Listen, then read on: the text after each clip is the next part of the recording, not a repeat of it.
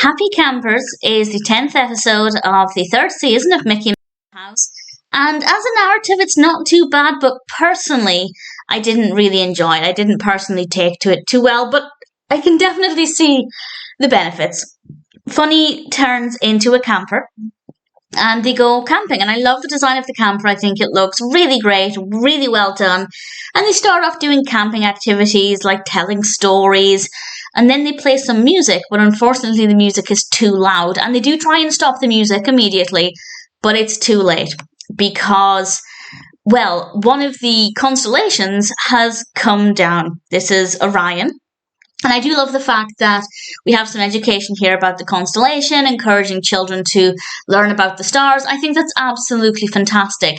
But when Orion came to life, he's played by Willie the Giant, actually, which is not a bad decision. I kind of found it to be a little bit too dull at that point, and I think that's largely because it stops being relatable. The story is just a little bit too bizarre. One of the things I love about watching Funhouse is seeing these relatable situations from which children can learn. And obviously they're often set in locations that are maybe not relatable or characters that are not relatable, but the stories in general certainly are. But the story of trying to find out how to get the constellations back into the sky is not exactly relatable. We don't really have that many morals or messages that children can benefit from. Obviously, there are always going to be opportunities for learning, but not in the way that I personally enjoy with the show.